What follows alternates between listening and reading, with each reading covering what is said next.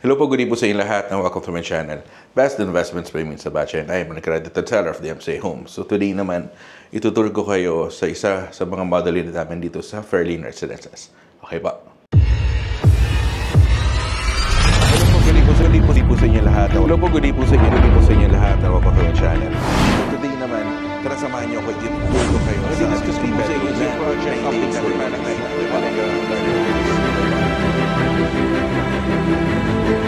Best Investments by Minsa Bache, and I am an accredited seller of the MCA Home.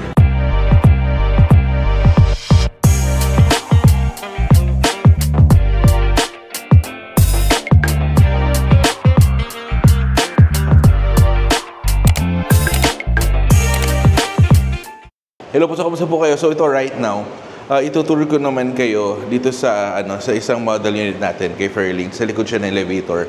Meron akong video nito last time pero medyo magulo. So tara itutur ko kayo ngayon dito. So this one is located on the 7th floor. Okay? So dito siya sa likod ng elevator. So this is a 53.50 square meters. So tara, pasok po tayo. So ito, pagpasok mo, this is not your typical din na unit na behind the elevator na yung merong mini foyer. Pero this time, ang mag-greet sa iyo dito, merong simpleng mini na mag-ano sa inyo dito, may open space dito, and then nandito agad yung kitchen area natin. Okay? So dito, this is an upgraded unit po, pero yung mga kitchen cabinets natin and countertop, ito pa rin yung pag-deliver, kagaya nung pinakita ko sa inyo sa first video natin. And then dito, pagpasok po ninyo, nandito ngayon yung natin, dining area. Okay? So 4-seater, kaya yan. And then nandito yung living area po natin. Okay? While dito sa area na to, nandito naman yung toilet and bath natin. Okay? So for the toilet and bath, medyo maluwag po siya. Okay? Bedroom 2. Okay?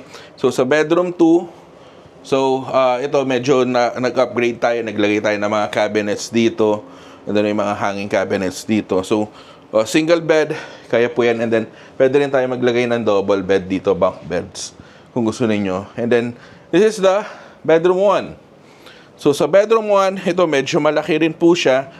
So for a 53.50 square meters, malaki po siya pagka nakita ninyo actual. Okay? And then dito ngayon, lastly, yung access natin sa labas, yung balcony area natin. So dito sa balcony area, this is 7 to 8 square meters na balcony size natin. Okay, so for this unit po, naka-face kasi ito towards sa likod kay Ortigas ang view nito. This is Ortigas. And then nasa kabilang side kasi si BGC, na fronting niya si Brixton Place. Okay, so yan. So this concludes my room tour for our model unit here at Fairlane Residence. And if you want to know more about this project, nandyan yung numbers ko, naka-flash sa screen, yung may contact kami anytime. Through Viber, through WeChat, through Facebook Messenger, through WhatsApp. Pwede tayo mag-schedule ng online presentation via Zoom, or pwede tayo mag-schedule ng site viewing. So pwede ko ipakita sa inyo tong model unit na actual. Okay, and pwede ko rin kayo i-tour dito kay Fairlane Residences. Okay, so again, thank you very much for watching po. And please don't forget to hit the subscribe button and the notification bell para every time na nag-upload ako ng bagong video kay YouTube ay ma-notify kayo. So thank you very much for watching po. God bless po. Stay safe po. Bye-bye po.